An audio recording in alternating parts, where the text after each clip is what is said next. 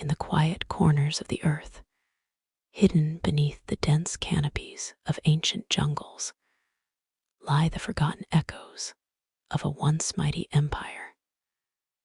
Stone towers stretch toward the heavens, their surfaces wrapped in time, cloaked in creeping roots, and whispered over by the wind. These ruins do not merely speak of war or kingship. They hum with stories of gods and celestial dancers, of grand architects who carved entire universes into sandstone, of an empire that defied nature, outlived centuries, and vanished, not with a scream, but with a sigh. Tonight, I invite you to close your eyes and drift with me into the distant past, to the heart of Southeast Asia, to the story of the Khmer Empire. This is not just a tale of rulers and battles. No, this is a living tapestry of myths, rivers, rainforests, and cities of stone, where each grain of sand has watched 1,000 sunsets. We'll explore how a modest kingdom transformed into one of the greatest civilizations in history, how its kings built temples to rival the mountains, how a people once believed their ruler was a god on earth, and how, in the end, even empires fade and silence returns. But this silence is not empty. It is deep, like a dream. And in that dream, the Khmer still live. As you relax, perhaps already tucked into your bed or reclining gently wherever you are, let your mind soften. Let each word guide you slowly through the mists of time. From the banks of the Mekong River, across the sacred spires of Angkor Wat, to the final days of the empire's breath, I will walk with you softly, slowly, as if we're stepping through the corridors of memory itself. Before we begin, I'd love to know, from where are you watching this story? And what time is it there? Is the night quiet where you are? Or can you hear the distant hum of the world still turning? Feel free to share in the comments. I always love seeing the beautiful, sleepy corners of the world where you join me from.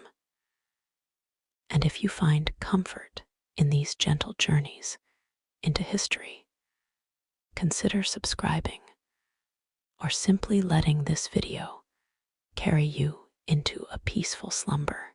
There's no pressure here, just calm stories and soft echoes. Hello, my name is Sherry, and welcome to my channel. So let's begin.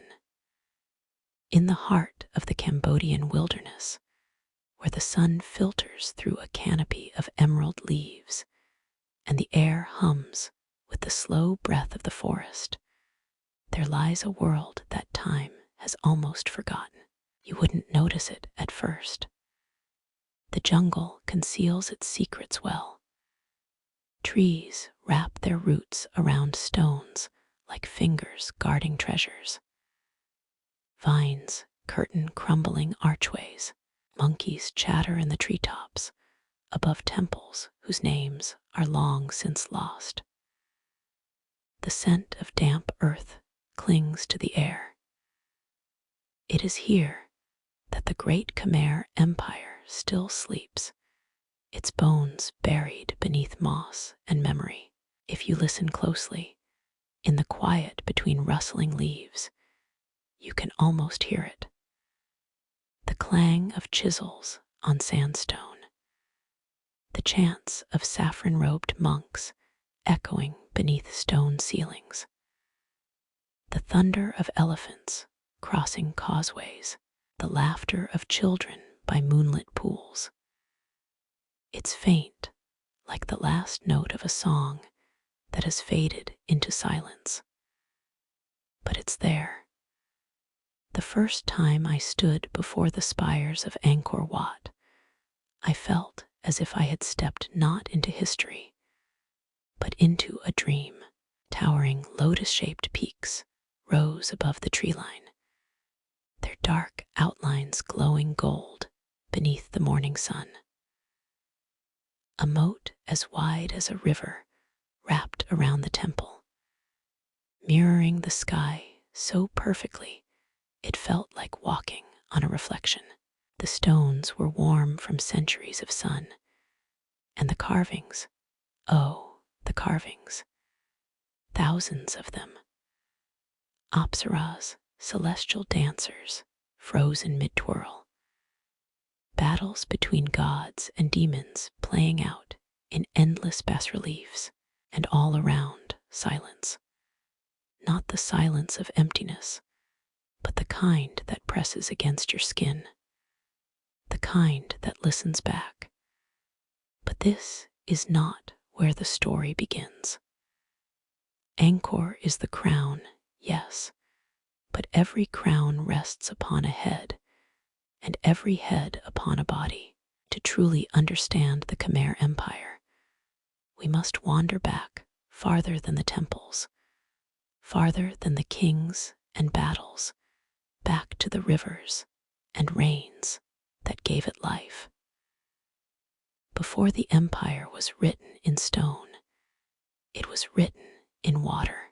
The Mekong River, vast and ancient, flows like a silver spine through Southeast Asia.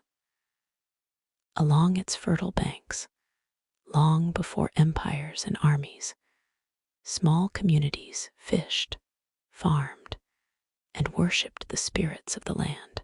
They built homes on stilts, spoke to their ancestors through fire and offering, and watched the skies for signs. These early Khmer people lived close to the rhythm of the earth. They knew the seasons like the back of their hands. They lived not by the sword, but by the monsoon. And yet they dreamed. They dreamed of kings who were more than men, of cities that could mirror the heavens, of towers so high they could touch the feet of gods. Those dreams would find their form in Angkor, but long before that, they grew slowly, like the roots of the fig tree, quiet, patient, inevitable. And so, the jungle grew over it all. Over centuries, nature reclaimed what man had raised. Temples were swallowed by trees, reservoirs dried into meadows. Roads disappeared beneath the forest floor. For generations, these places were whispered about, but rarely seen. Local villagers told stories of a city made by spirits or giants. The outside world had all but forgotten. Then, in the 19th century, the French stumbled upon it. Their explorers hacked through the undergrowth and found stone towers rising like phantoms in the mist. They believed they had discovered a lost city, an Asian Atlantis hidden by time. But they were wrong. This place was never truly lost. It had never disappeared. Not to the Khmer people, whose stories still carried echoes of ancient kings. Not to the monks who tended small shrines among the ruins. And not to the jungle, who had simply kept the city close, like a secret too precious to share. Even today, the forest seems reluctant to let go. It creeps back with every rain. Roots pry open walls with patient fingers. The stone resists, but it is no match for time. Still, Angkor endures. It endures not just in stone, but in spirit, in the pride of a people who once ruled half a continent, in the flowing scarves of traditional dancers, in the rhythmic beats of ceremonial drums.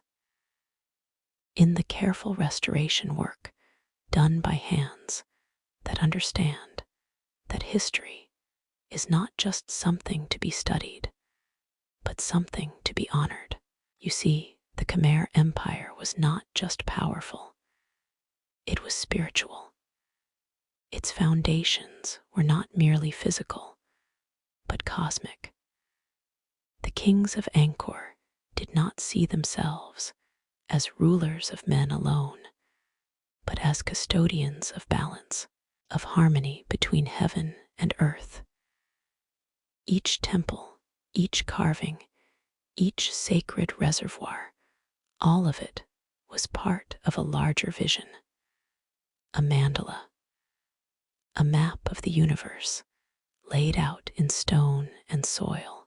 So tonight, as you begin this journey, I ask you to imagine that you are walking beside me beneath the jungle canopy, through the long shadows of dusk, toward a forgotten gate. The air is warm and still. The scent of frangipani drifts from somewhere unseen. Your footsteps are muffled on the mossy path. Ahead, the towers rise. They don't reveal themselves all at once. First, you see only silhouettes, then carvings, then stairs so steep they seem to climb into the stars. This is Angkor, and this is where our story truly begins. Coming up next, we drift back farther in time to the first Khmer settlers who laid the roots of an empire beside the sacred rivers, a world without kings, but rich with belief. A time when myths walked beside men.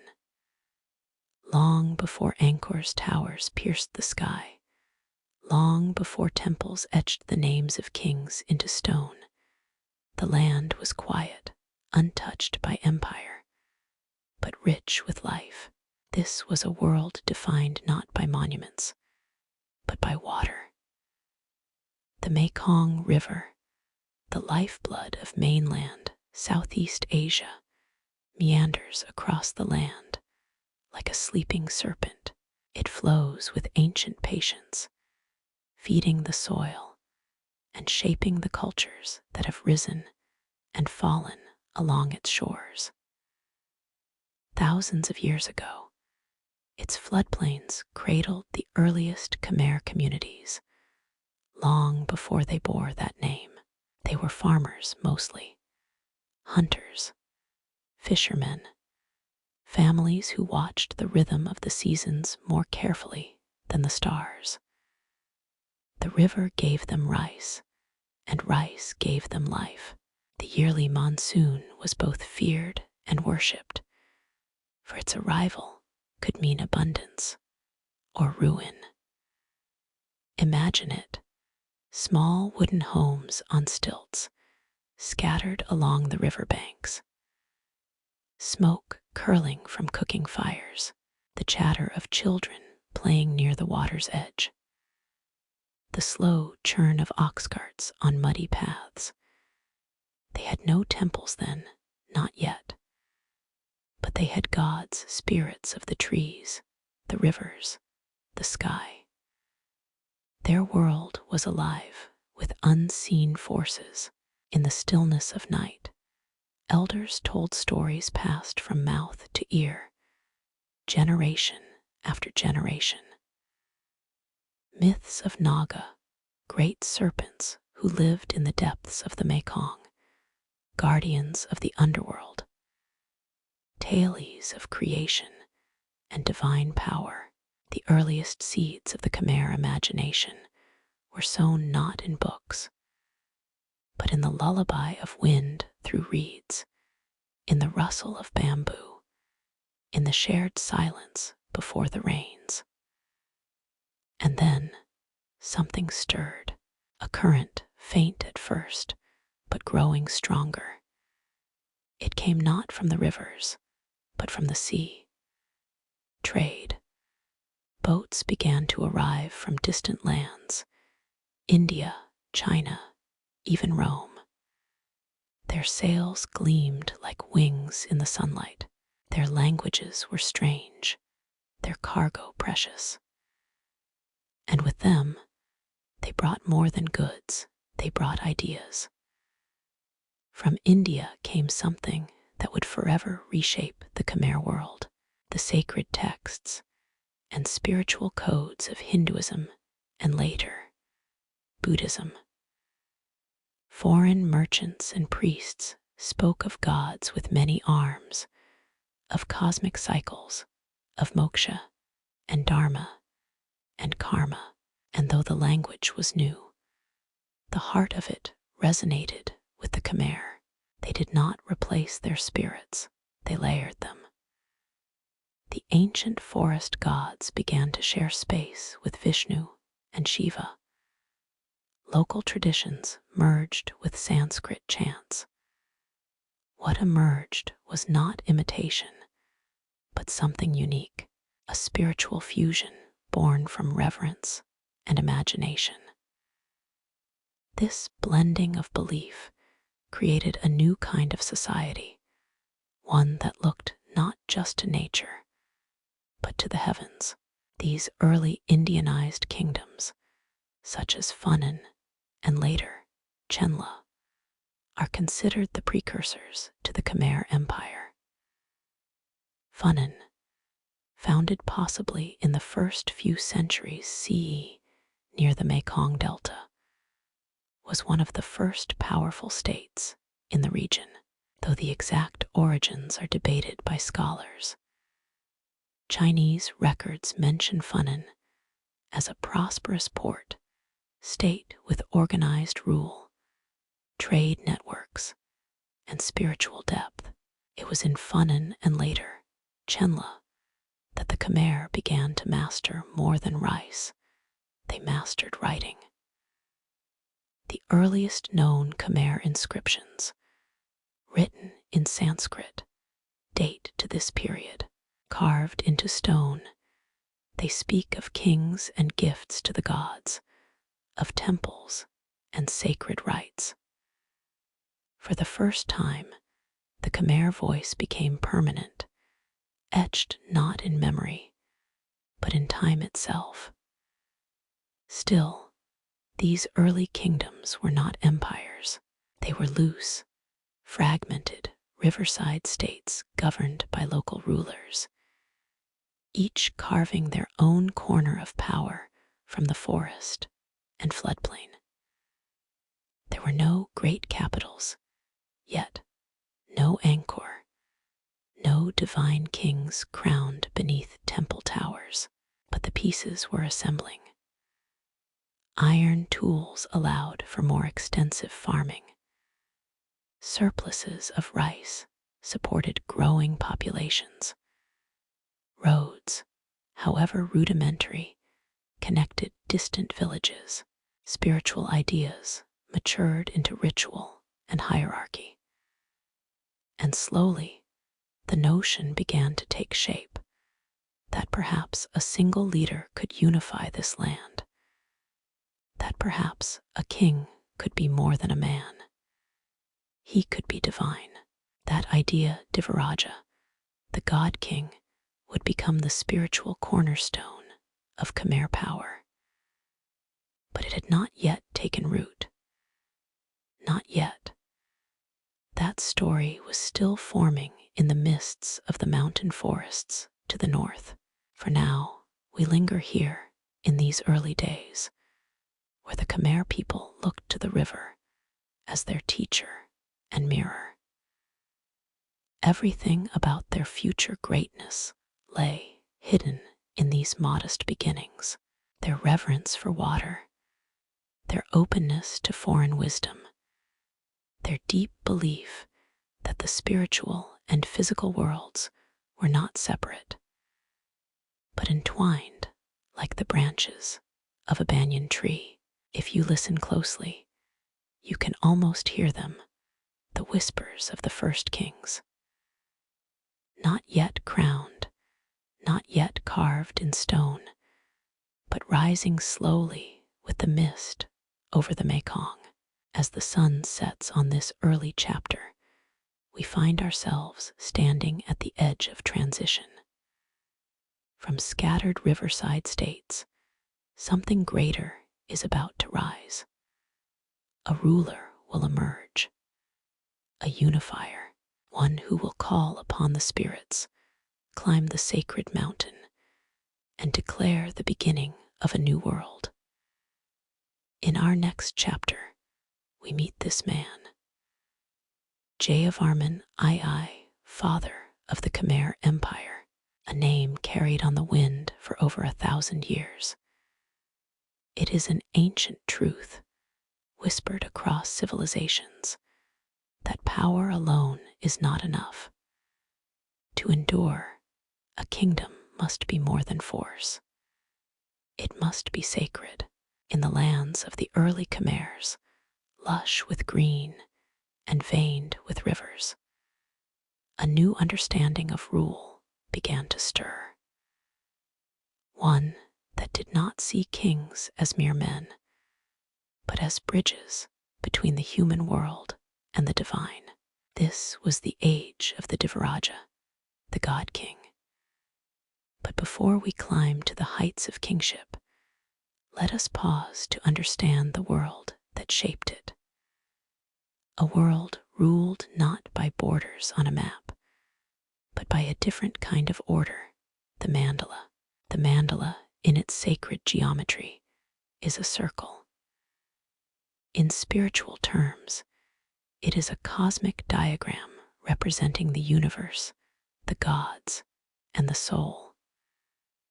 But to the early Khmers, the mandala was also political, a model of rule that flowed outward from a central king or capital, like ripples in a pond.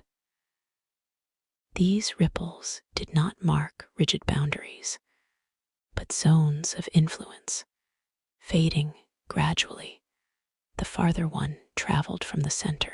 In this system, power was fluid, relational. It depended on loyalty, marriage alliances, tribute, and spiritual charisma. A king did not own the land, he radiated over it. And to radiate well, he had to be divine. This idea did not emerge overnight. It was forged in the fire of myth and the quiet of temples. From Indian traditions came the concept of kings as earthly reflections of cosmic power, avatars of gods like Vishnu or Shiva. Khmer thinkers and priests embraced these ideas and shaped them into something uniquely their own. They declared that the king was not merely appointed by the gods. He was a god, not in a metaphorical sense, not as a poetic title, but as a living, breathing deity, the earthly embodiment of Shiva himself. This was the Devaraja cult, the god-king ideology that would define the Khmer Empire for centuries. To become a god-king was no simple affair. It required ritual, ceremony, a sacred anointing atop a holy mountain. That mountain was Mahendraparvata, a high peak near modern-day Phnom Kulen. It is not as tall as some, but in the Khmer worldview, it was sacred, believed to be a mirror of Mount Meru, the mythical center of the universe in Hindu and Buddhist cosmology. And it was here, in the 9th century, that a man named Jayavarman II stood and changed history. We will speak more of Jayavarman's life in the next chapter, but here, let us focus on what he did, what he declared. With priests chanting and smoke rising into the jungle sky, he performed a ritual that had never before been seen in Khmer lands. He proclaimed himself Chakravartin, a universal monarch, and invoked the Devaraja rite, installing a linga, a sacred symbol of Shiva, to represent his divine essence and eternal rule. From that moment, Jayavarman was no longer merely a king. He was the axis of the world. From him, all power flowed outward like the spokes of a wheel. Around him, temples would rise, roads would converge, water would be tamed, cities would be planned according to cosmic principles. Even the temple towers of Angkor, built much later, would mirror the peaks of Mount Meru, as if the empire itself were a miniature universe, perfectly ordered. This was not politics, it was cosmology, and the people believed. Because in this system, the king did not simply rule over them, he protected them from chaos. He maintained the sacred balance of the world. His body became the land, his breath the wind, his thoughts the rains, and when he died, he did not pass away. He ascended. He became a god again, joining the heavens from which he had come. The temples of Angkor were not just monuments, they were tombs, yes, but also ladders to the stars. But even gods need people to build their kingdoms. And so, under this divine ideology, society began to organize itself in more intricate ways. Brahmins, Hindu priests, became powerful advisors, conducting royal rites and overseeing temple rituals. Below them, nobles managed provinces and commanded armies. Artisans, engineers, and laborers built the temples and hydraulic systems that would define Khmer genius. Farmers toiled the rice fields, supporting it all with the steady rhythm of the seasons. But it wasn't slavery that built the Khmer Empire, it was duty. A sacred duty to participate in the divine order. To work for a god king was to serve the universe itself. And so, the empire began to take shape, not just through conquest, but through belief. The architecture of this time reflects this vision. Early temples, such as those at Hariharalaya, were small but profound. Built from brick and laterite, often topped with symbolic towers, they echoed with mantras and incense. Every detail held meaning. Every direction faced a star. These were not places to gather, they were places to transform, to become closer to the divine. And as each king followed the last, each inheriting not just the throne, but the mantle of divinity, the temples grew taller, the canals longer, the vision more complete. But with divine power comes divine responsibility and divine vulnerability. If a king ruled justly, the rains came, the rice grew, the people thrived. But if he faltered, if his karma was stained, or his rule corrupted, the balance could falter. Drought, war, and rebellion were seen not as political accidents, but as cosmic judgment. The king's connection to the gods was not permanent. It had to be earned again and again, through merit and sacrifice. The Devaraja was a god, yes, but he was also always being tested. And so, from this delicate balance of awe and fear, reverence and responsibility, a civilization unlike any other rose from the Cambodian soil. One one where heaven and earth met in stone and spirit, where maps were mandalas and cities were prayers, where kings were gods, but always one misstep away from falling like stars. And in our next chapter, we meet the one who began it all, the man who stood on the mountain, looked out over the green expanse of jungle and river, and said, "Let there be empire." His name was Jayavarman II, and his story is the spark that ignited 1,000 years of glory.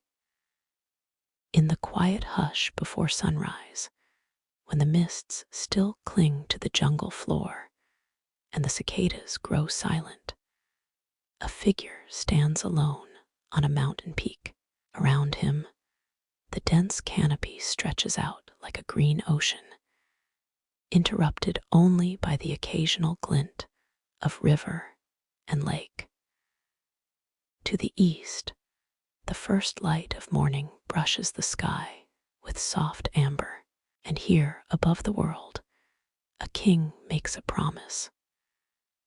This is Mahendraparvata, the sacred mountain, and the man is Jayavarman II, a name that would echo for centuries, though he would come to be known as the founder of the Khmer Empire. Jayavarman's early life is shrouded in mystery. We do not know the name of his mother, nor the day he was born. The records are few and often cryptic, but what little we do know reads like myth, perhaps because he wanted it that way. Some sources suggest he spent time at the royal court of Java, modern-day Indonesia, during his youth. If this is true, then it is likely that the grand temples of Borobudur and Prambanan left their mark on his imagination. Imagine a young prince wandering through towering shrines, observing the sacred geometry, the colossal stupas, the organized ritual. It was a glimpse into what divine kingship could be. It planted a seed. When he returned to the Khmer lands in the late 8th century, the region was fragmented. Chenla had broken apart into rival principalities. Lords and minor kings squabbled over territory. There was no single vision, no central unity. It was a land of many voices, none of them strong enough to speak for all. Jayavarman set out to change that. He was not the first to seek unification, but he was the first to succeed through a blend of warfare, alliances, and perhaps most importantly, ritual. He slowly brought these territories under his influence. He did not conquer with brute force alone. He offered something greater, cosmic order, stability under divine rule, the promise of unity under heaven. It all came to a head around the year 802 CE. The ceremony took place on Mahendraparvata, the holy mountain that would become one of the Khmer Empire's first spiritual capitals. There, in the presence of Brahmin priests, Jayavarman performed the Divaraja ritual. He declared himself Chakravartin, the universal ruler, and proclaimed the Khmer Empire to be born. At that moment, power was no longer local. It radiated from a single point, him. But what did it mean to declare oneself a god king? To the people, it meant protection, order, prosperity.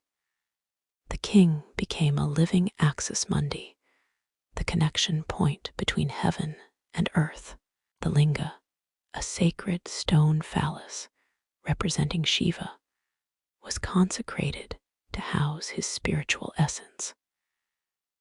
That linga wasn't just a symbol, it was the embodiment of the king's divine presence, and wherever it resided, the sacred energy of the land would flow.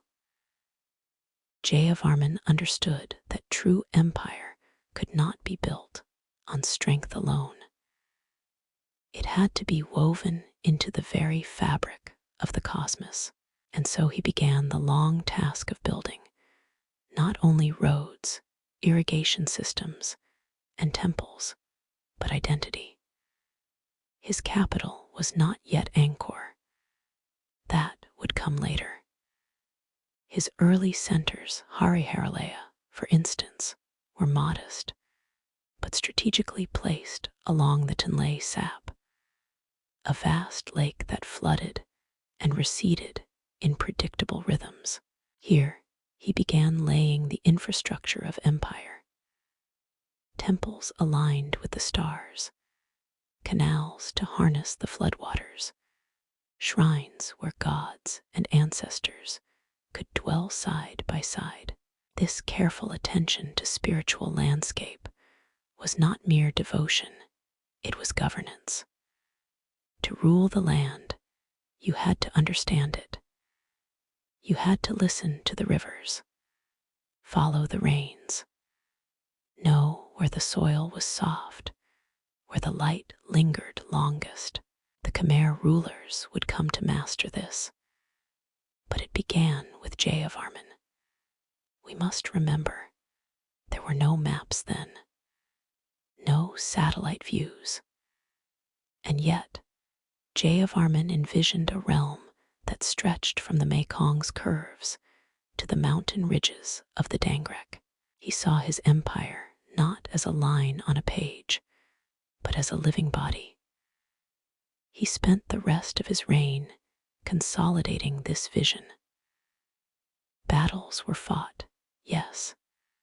There are whispers of rebellions, border conflicts, and rival lords who refused to bow, but over time, his authority grew. By the time of his death, he had succeeded in doing what few had managed before him, forging a Khmer identity that transcended local loyalties. He died as a king, but he remained as a god, and though he left no grand temple like Angkor Wat, his greatest monument was the very idea of Khmer Empire itself, an idea that would outlast stone, that would inspire a golden age, that would echo for 600 years through jungle, temple, and legend. Jayavarman II's legacy is quiet. You won't find epic poems written in his honor. He does not roar from the past, but if you listen in the right silence, standing atop a Cambodian hill just before dawn, you may feel it. The pulse of a world newly born, a whisper rising from the trees. This is the center. And from this center, the vision would grow, temples would rise from the jungle floor, reservoirs would mirror the heavens, and cities would bloom in stone. Our next journey takes us into the sacred architecture of the Khmer imagination, where temples were not just places of worship, but reflections of the cosmos itself. The jungle holds many secrets, but perhaps none more silent or more eternal than the temples. They do not rise like ordinary buildings. They do not call attention to themselves like towers of gold or marble. Instead, they seem to grow from the very earth, ancient, weathered, and deliberate. And when you stand before one, deep in the shadowed forest, you feel not as though you found it, but as though it has been waiting for you. The temples of the early Khmer Empire were more than shrines. They were cosmic maps. They were cities built for gods, and for men who thought themselves divine. They were mandalas in stone, rooted in earth, aligned with stars, soaked in incense and prayer. But to understand their true purpose, we must look not only at how they were built, but why. Jayavarman II may have laid the spiritual foundation of the empire, but it was his successors who would raise it into form. These kings were not merely rulers, they were cosmic architects. They believed that their cities should mirror the order of the universe, that to walk through a capital should feel like walking through a sacred diagram, a mandala etched into soil and sky. Let us step now into Hariharalela, one of the empire's earliest capitals. Located near the Great Tonle Sap Lake, Hariharalela was nestled in fertile floodplains, nourished by water and shielded by jungle. It was here that the early kings began building the first temples of permanence. Brick towers, square sanctuaries, laterite platforms, and small shrines emerged from the greenery, each aligned with spiritual precision. Their names, though mostly forgotten, echo with sacred power. Priko, meaning sacred bull. Bakong, the first true temple mountain, a prototype of what would later become Angkor Wat. This concept of a temple mountain is central to Khmer sacred architecture. The mountain represents Mount Meru, the Axis Mundi, the spiritual center of the universe in Hindu and Buddhist cosmology. From Meru's peak, the gods watch over creation. Around it, concentric rings of continents and oceans form the world. And so, when a Khmer king built a temple mountain, he wasn't simply building a temple, he was building the universe itself with him, the God King, at its center. Climb the steps of Bakong, and you're not just ascending a platform, you're ascending through realms. The lower levels represent the human world, the middle the domain of spirits, and the summit the world of the gods. And atop this symbolic mountain, at the center of the uppermost sanctuary, rests the linga, the divine essence of the king himself. But the magic of Khmer temples lies not only in their form, but in their placement. Each was built with celestial alignment. East-west axes to catch the rising sun, doorways to mark solstices, reflection pools designed to mirror the sky. In this way, the temples were not just places to honor the gods, they were conversations with them. Every sunrise, every shadow, every breeze was part of the dialogue. And the jungle watched. The jungle was never an enemy to these temples. It was a partner. The Khmer did not seek to dominate nature.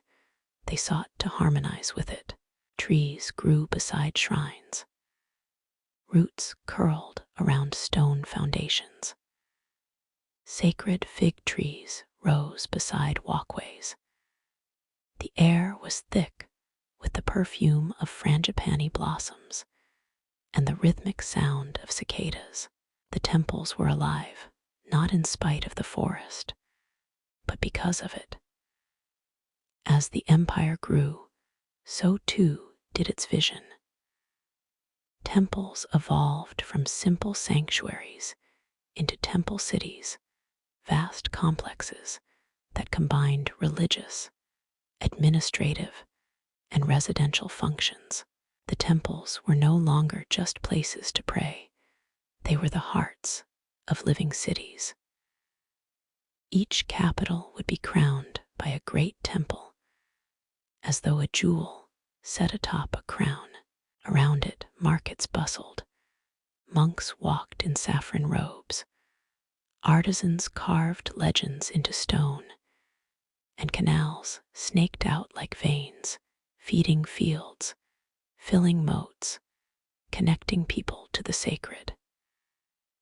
And still, the linga sat at the center, a silent reminder that all of this, the people, the rice, the buildings, the laws, flowed from the divine king, and through him, from the gods.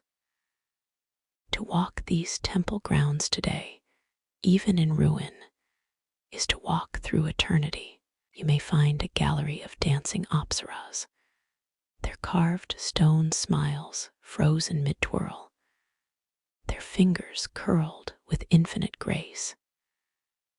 You might come upon a tower whose face stares down at you, not menacing, but watchful, or pass under lintels carved with tales of Rama and Sita, of demons and divine kings, each seen both history and myth. And as you move, a realization dawns. The Khmer did not separate the sacred from the secular. For them, the city was a temple, the temple a city.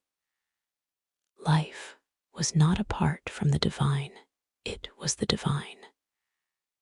Every harvest, every law, every act of construction or ceremony was part of the sacred order, and every king who ruled was expected to maintain this balance, lest chaos return. This harmony between heaven and earth, man and God, stone and jungle, is what made the Khmer civilization not just great, but beautiful. But nothing lasts forever. As their vision grew, so too did their ambition.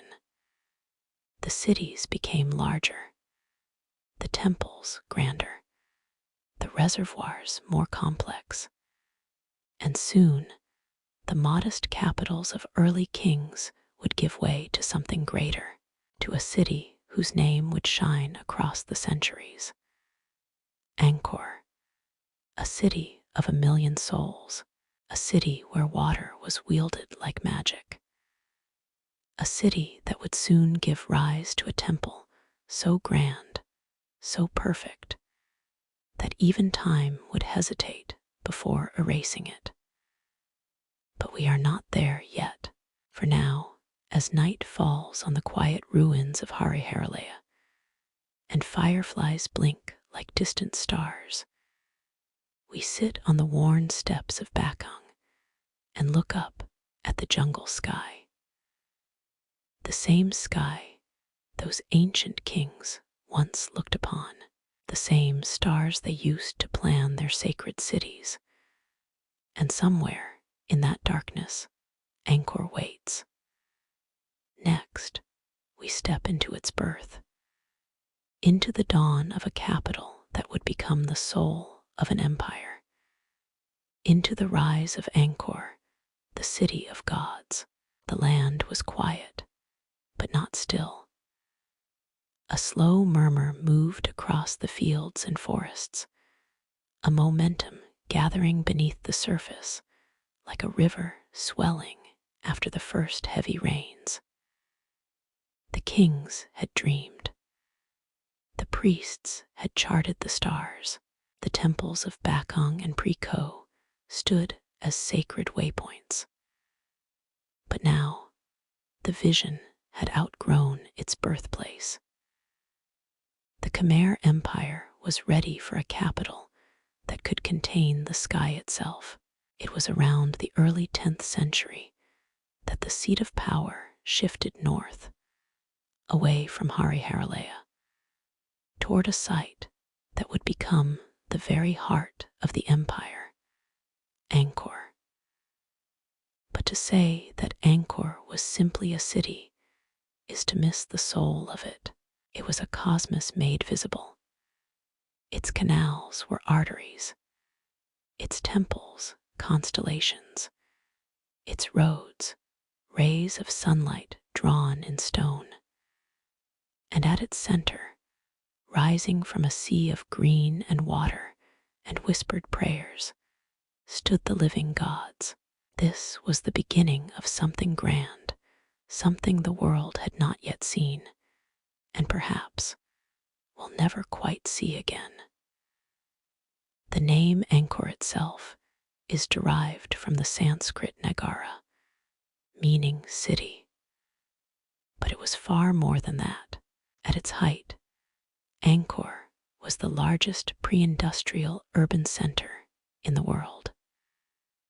Spanning hundreds of square kilometers, its influence reached far beyond its moats and walls.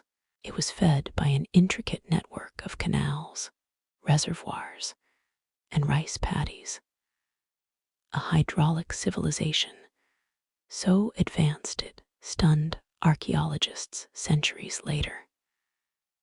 But it did not emerge all at once.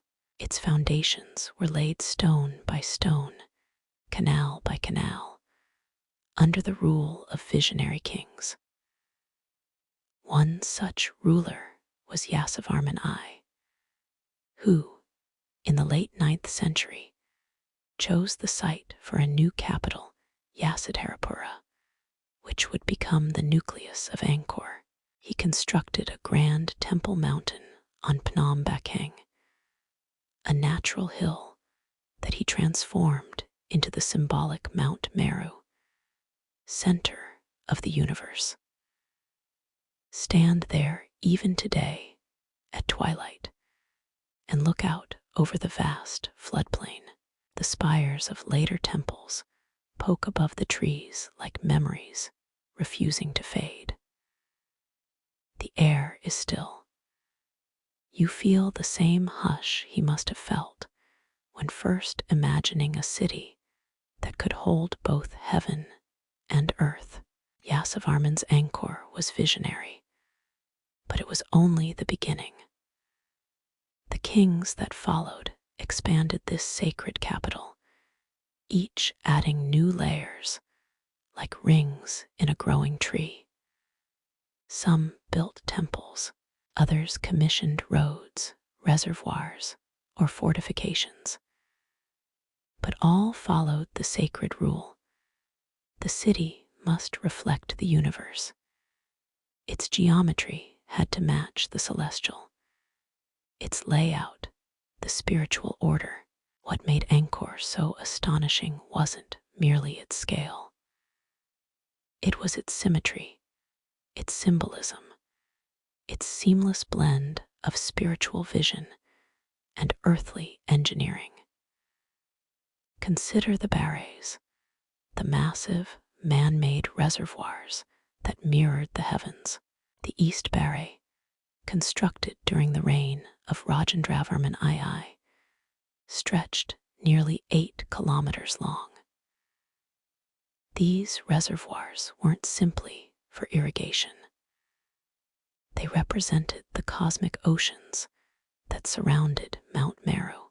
When seen from above, the city looked less like an earthly settlement and more like a divine diagram carved into the jungle. The water systems were a triumph of Khmer innovation. Rainwater and river water were harnessed and redirected through a series of canals, allowing the empire to grow rice multiple times a year, a feat of abundance in a tropical climate. Water was life, but it was also order, and controlling it was both a practical and spiritual act. Under these kings, Angkor became a city of staggering ambition. It was not just where the king lived, it was where the gods did. Temples were no longer hidden sanctuaries in forests. They became urban anchors, wrapped in moats and causeways, crowned with towers that mimicked the peaks of holy mountains. Shrines to Shiva, Vishnu, and later, the Buddha, rose like stone prayers. And everywhere, the sacred danced with the ordinary. Markets hummed with activity. Foreign emissaries arrived by boat. Artisans carved sandstone lintels with tales from the Ramayana and Mahabharata. Monks chanted beneath frangipani trees. And above it all, the king reigned not only as ruler, but as the earthly spine of this celestial city. It was during this period that Angkor's fame began to stretch beyond its borders. Chinese travelers recorded its magnificence. One such envoy, Zhou Daguan, visited in the 13th century and marveled at the scale of the city, the wealth of its people, the rituals of the royal court. He described golden palaces, multitudes of dancers, elephants in procession, and streets that bustled with life. But what set Angkor apart was not wealth. It was intention. Every inch of it was designed to mean something. To walk its pathways was to move through myth. To pass under a gate was to cross from the mortal realm into a sacred one. Even the act of entering or exiting the city had ritual meaning.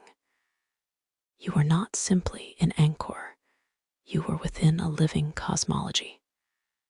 And yet, it never felt forced, because the Khmer believed deeply in harmony between man and nature, between God and king, between breath and stone. This harmony is perhaps most beautifully captured in the temple that would soon rise among the trees, Angkor Wat. But that chapter belongs to another king, another vision, another moment when the earth seemed to touch the sky. For now, we linger in the early glow of Angkor's rise, in the scent of wet stone after rain, in the lantern-lit streets where dancers twirl to rhythms older than memory, in the silent curves of a moat that reflects both moon and mountain. Angkor was no accident. It was a manifestation, the collective dream of a people who believed that if they aligned themselves closely enough with the sacred, they could make heaven a place on earth, and for a time they did. In our next chapter, we meet one of the empire's greatest visionaries, Suryavarman II, a king of ambition and faith who dared to build not just a temple, but eternity itself. His legacy would be carved into the soul of Angkor as Angkor Wat.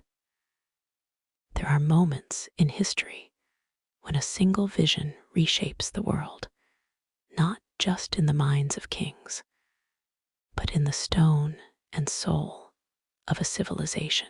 For the Khmer Empire, that moment came with the reign of Suryavarman II. His name means protected by the sun. And perhaps that is why his greatest creation was built to meet the dawn. It rises from the jungle like a dream too perfect to fade.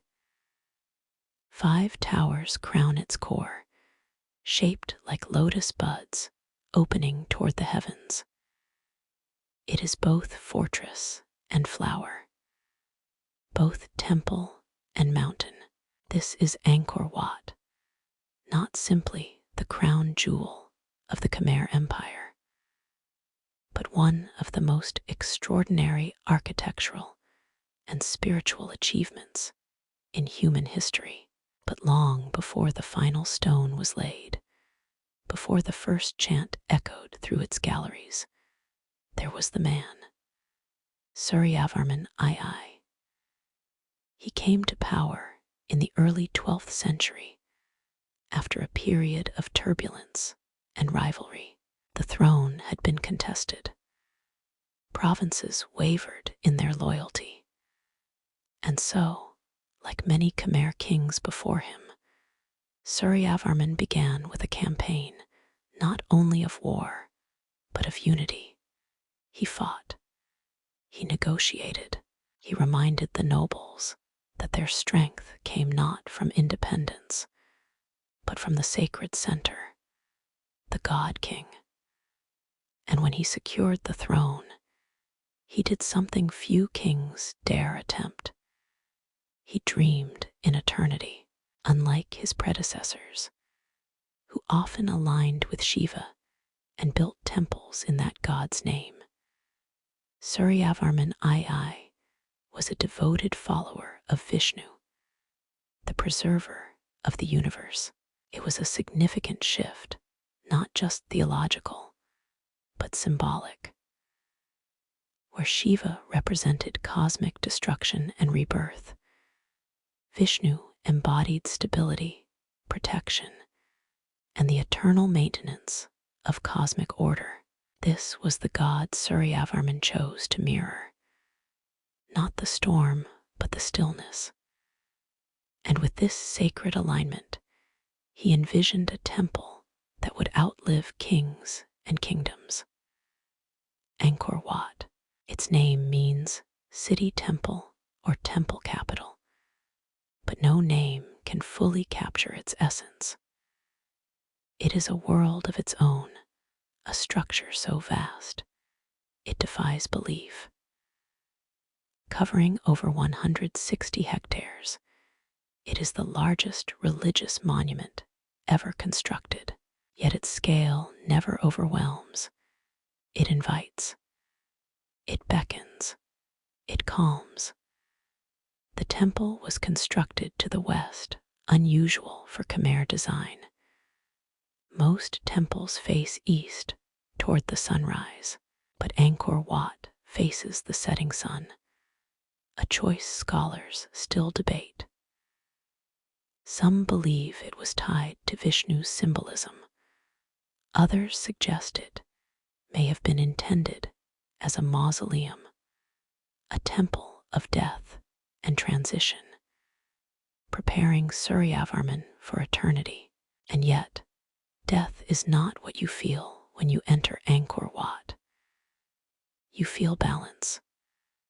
The moat that surrounds it stretches nearly 200 meters wide, like a protective ocean encircling Mount Meru.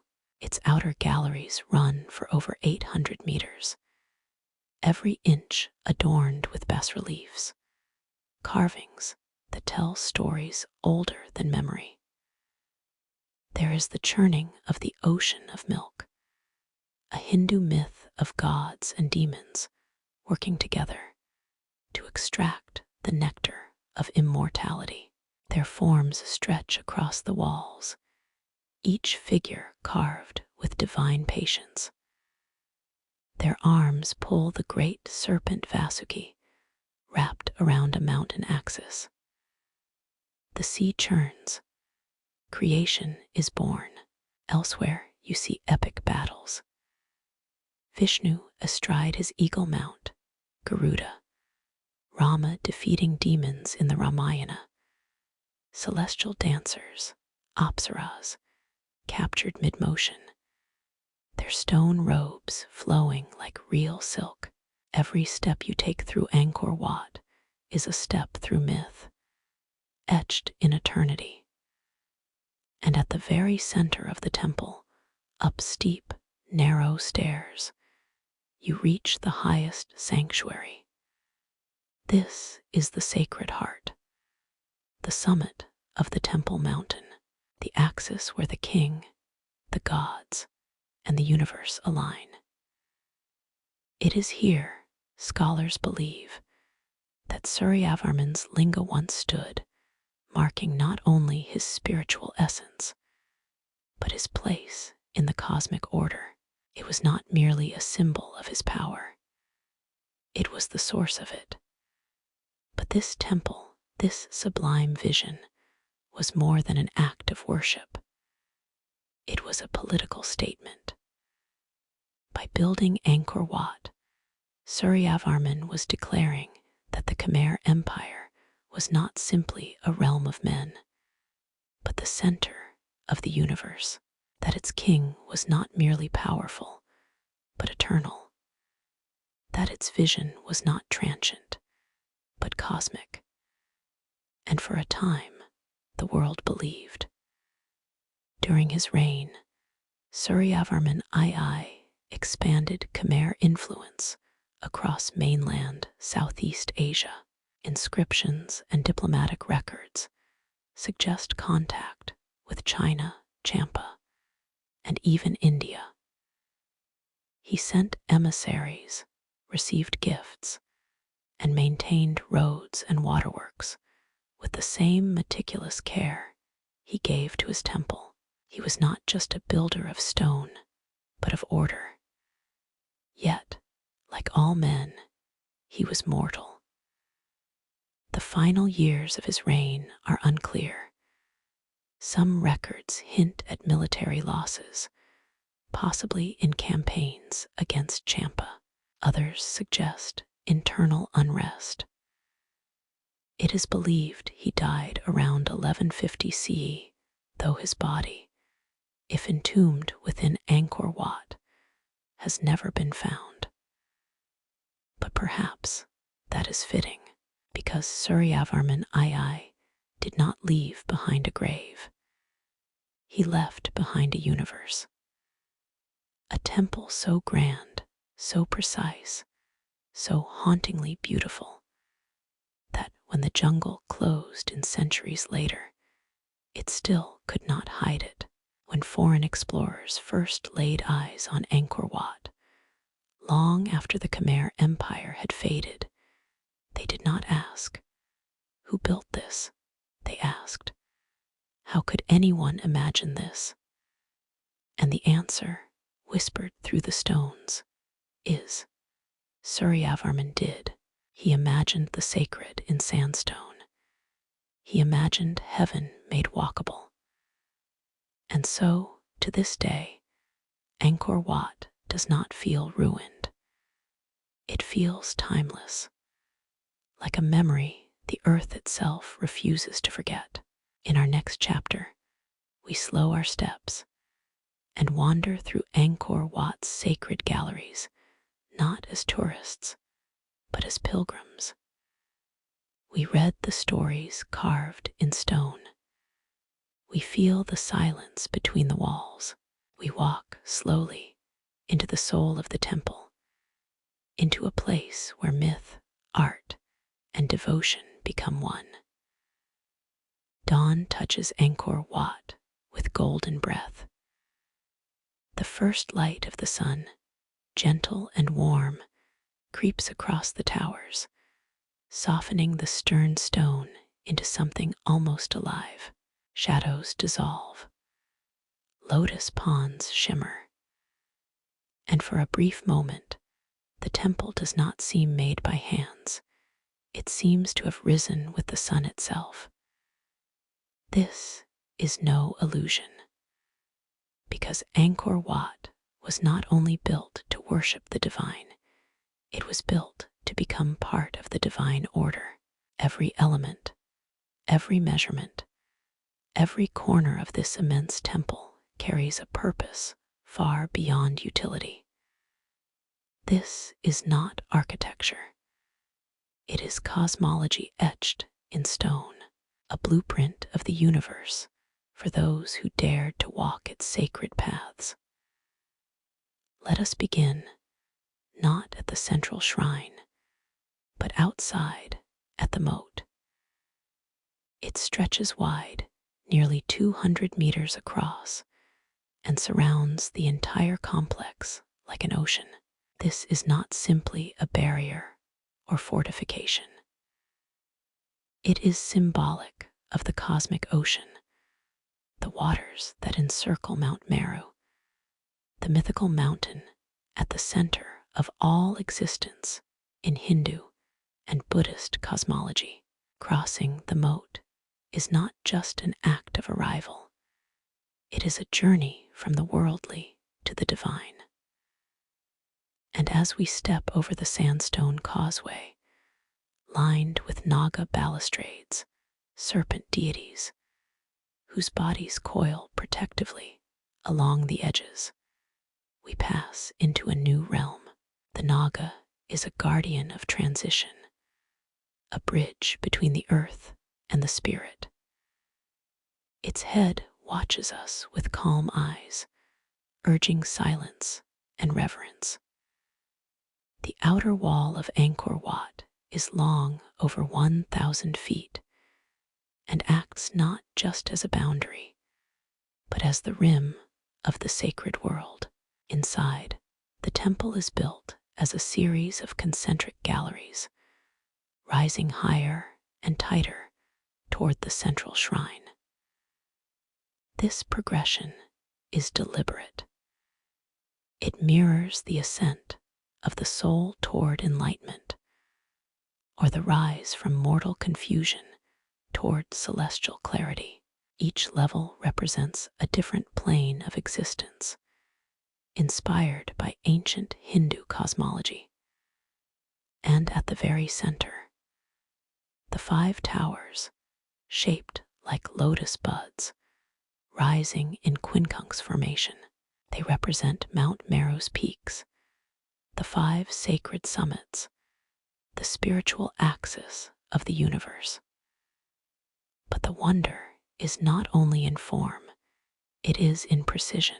Scholars and archaeologists have measured the temple and found alignments so perfect they rival the Great Pyramids of Egypt. The dimensions of Angkor Wat encode astrological, calendrical, and astronomical knowledge. For example, the length of the western cause, 431.2 meters, corresponds almost exactly to the length of a solar year in Khmer measurements. The distance between certain towers reflects lunar cycles. The temple's orientation, facing west, aligns with the equinox sun. At specific times of the year, the sun will rise or set precisely over the central tower when viewed from key vantage points. This is not a coincidence. The Khmer builders were master astronomers. They understood the sky as intimately as the earth, and they wove the movements of the heavens into their sacred space. The temple is a calendar, a map, a cosmic clock that ticks not in seconds, but in seasons. Walk inside now. Feel the change in air. Stone corridors stretch before you, dim and cool, even in the heat of the day. As you walk, your footsteps echo softly. The walls around you come alive with bas-reliefs, endless carvings of gods, demons, heroes, and dancers. But these are not decorations. They are stories. Take your time and read them. One panel shows the churning of the ocean of milk, a tale of cosmic cooperation and struggle. Gods and demons twist the serpent Vasuki around Mount Mandara to stir the ocean and release the nectar of immortality. This myth is not just a tale, it is a metaphor for balance, for the interplay of good and evil, effort and reward. Another relief shows heaven and hell in intimate detail. Souls are weighed. Virtuous acts are rewarded. The wicked are punished with poetic severity.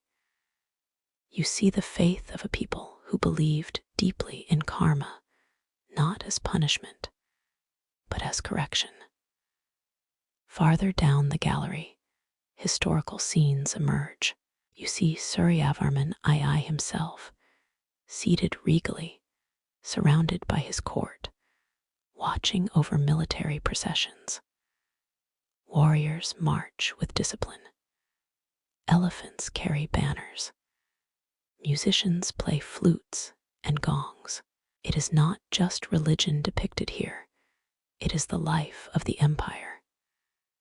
And then there are the Apsaras, hundreds of them, celestial dancers, carved in perfect form, each with unique facial features, hairstyles, and jewelry. No two are alike. Their hands gesture with grace, frozen in divine movement. Their presence reminds you that even in a temple of war, myth, and kingship, there is room for joy, for beauty, for dance. At the center of it all is the inner sanctum, once containing the most sacred statue, likely a figure of Vishnu, perhaps even Suryavarman himself, deified. Climb the central stairs, steep and narrow, and feel the shift. This is no casual ascent. It mimics spiritual progress, arduous, vertical, requiring humility. And when you reach the summit, you are greeted by silence. Wind brushes through the high windows. Light filters down in long shafts, and the city, vast and ancient, lies far below. You are on Mount Meru. You are in the Axis Mundi, the place where heaven touches earth. And perhaps it is here that the mystery of Angkor Wat becomes most palpable. For all its grandeur, its carvings, its cosmic codes, the temple is ultimately a place of stillness, a place to remember how small we are, and yet how connected, how fragile time is, and how permanent a prayer can become when carved into stone. Angkor Wat was never just a temple. It was a statement of identity, of purpose, of what it meant to live in balance with gods and seasons, with ancestors and stars. And even as the jungle crept back, as kingdoms fell and wars passed, Angkor Wat remained, still facing the setting sun, still measuring the days with shadow and light, still whispering to those who walk its corridors, "You are part of something eternal." In our next chapter, we step into a different reign, a time of conquest and chaos, vision and contradiction. We meet Jayavarman VII, a warrior monk king whose temples speak not of gods alone, but of compassion, healing, and the soul of a people in pain. There are kings who build empires with sword and fire, and there are those who build with stone and silence, but very few build with sorrow. Jayavarman VII was such a king. When we speak his name, it is with both reverence and awe, for he was not just a conqueror. He was not merely a builder of temples. He was a man who took the broken pieces of a kingdom, shattered by war, loss, and humiliation, and with them created a legacy rooted not in domination, but in compassion. Let us begin not at the height of his reign, but in the shadows that preceded it. The mid-12th century was a time of great upheaval in the Khmer Empire. After the death of Suryavarman II, who had raised Angkor Wat to the heavens, the empire began to tremble. Its borders were no longer secure. Its neighbors, especially the Champa kingdom, to the east grew bold. In 1177 CE, disaster struck. Champa forces launched a bold, brutal naval assault up the Mekong and Tonle Sap rivers, penetrating deep into the Khmer heartland. They sacked Angkor. The city, once invincible, was violated. Its people killed or enslaved, its pride built over centuries, crushed in a matter of days. It was a wound that pierced the soul of the empire. And out of that wound stepped Jayavarman VII. Born into a noble lineage, Jayavarman had long been a mysterious figure, perhaps a monk, perhaps a military leader, perhaps both. What we know for certain is that, in the aftermath of the Khmer invasion, he rose as a defender, not for personal gain, not for revenge, but to restore what had been lost. He led a resistance against the invaders, rallying what remained of the Khmer spirit. With strategy, persistence, and fire in his heart, he drove the Khmer back beyond the borders. Victory was his, but unlike many kings who would celebrate their conquest with gold and glory, Jayavarman turned to something deeper: healing. When he ascended the throne around 1181 CE, he did not declare himself a god-king in the tradition of Shiva or Vishnu. He aligned instead with Mahayana Buddhism, a path of compassion and enlightenment. And through this lens, he began to rebuild not only his capital, but the spirit of his people. And so, a new era began. Jayavarman's vision was massive. He initiated one of the greatest building campaigns in world history. But his was not driven by vanity or religious zeal alone. It was a mission of service. The heart of his legacy is the magnificent city of Angkor Thom, the Great City. Spread over 9 square kilometers, Angkor Thom rose on the ruins of the old capital. Its walls were massive, forming a perfect square, with 5 grand gates and a moat wide and deep. But more than its defenses, what strikes the soul is its centerpiece, the Bayon Temple. At first glance, Bayon seems chaotic, a mass of towers and galleries rising without symmetry. But look closer. Rising above the temples, many levels are 54 stone towers, each carved with 4 serene faces, gazing outward in all directions. These faces, smiling softly with eyes half closed, have long been a mystery. Some say they are the Bodhisattva Avalokiteshvara, the embodiment of compassion. Others believe they are Jayavarman himself, deified and ever watchful. Perhaps they are both. For Jayavarman did not see kingship as domination, but as a sacred duty to alleviate suffering. Under his reign, over 100 hospitals were constructed across the empire, some of the earliest public health institutions in history. He built rest houses along roads every 15 kilometers, ensuring that travelers, pilgrims, and soldiers would always find shelter. He revived irrigation systems, repaired roads, and restored trade routes. His inscriptions do not boast of his conquests. Instead, they speak of relieving the pains of his people, saying, "I suffered from the illnesses of my people more than from my own." These were not just words. They were policy. They were temples in action, and still he built on. The temples of Jayavarman are not like those of his predecessors. Where Angkor Wat is orderly and celestial, Bayon is intimate and introspective. Its corridors are narrower, its galleries twist like thought.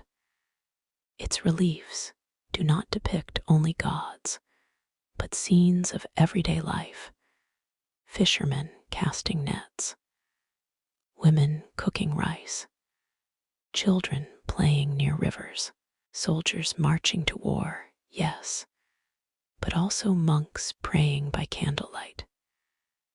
Bayon was a temple of the people. And then there was Ta Prohm, a temple built not in his name, but in honor of his mother. Here, the jungle has taken its slow hold again, roots curling over towers, trees bursting through stone. It is a haunting sight, and yet deeply poetic.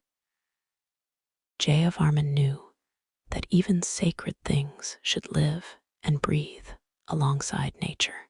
Ta Prohm was part of a massive monastic university.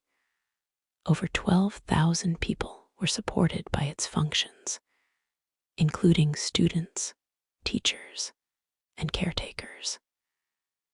It was not a palace of power. It was a garden of learning. And just as he honored his mother, Jayavarman built Pre-Khan in memory of his father. It was a temple, but also a school and city, filled with libraries, halls, and ceremonial gateways. Where other kings left statues, Jayavarman left systems, networks of care, knowledge, and spiritual reflection. Yet, not all was harmony. His campaigns to reconquer lost Khmer territory were fierce. He expanded deep into what is now Laos and Thailand.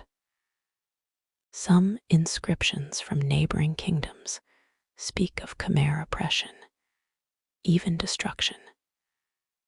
His embrace of Mahayana Buddhism displaced the old gods, and after his death, his temples were altered, his beliefs reversed by later rulers.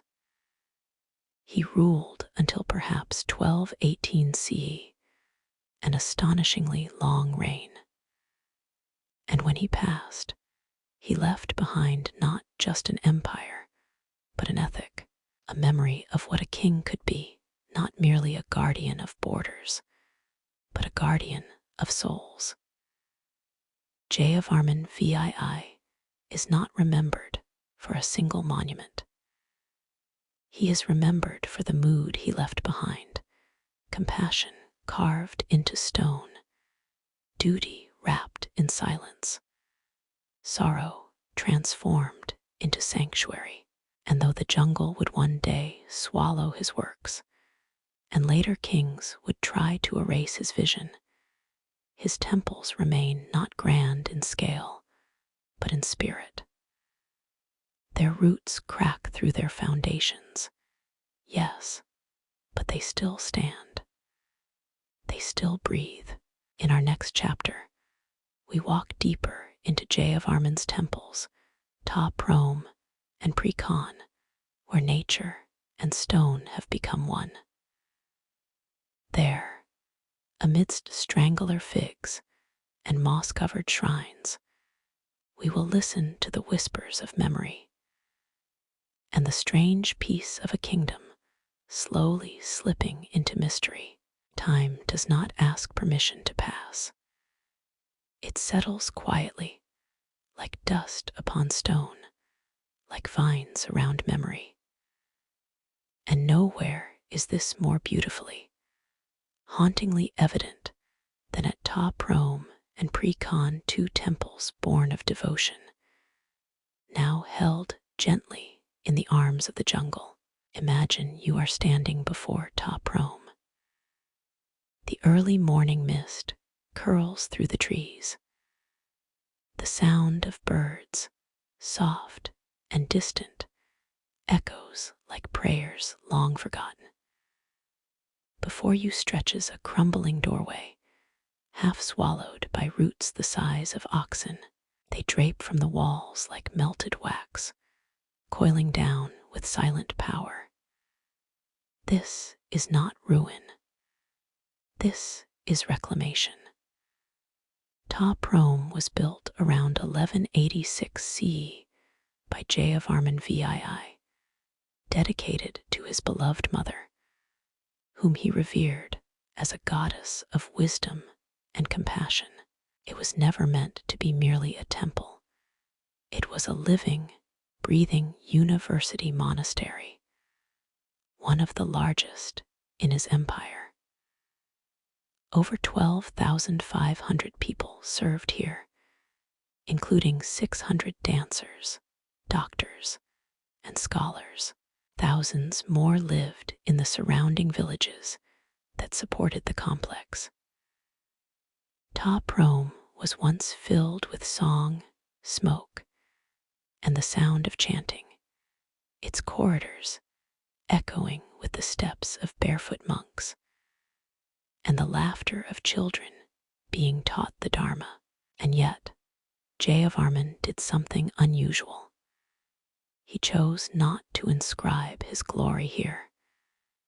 Instead, the temple inscriptions speak of his mother's grace, her intellect, and her spiritual devotion.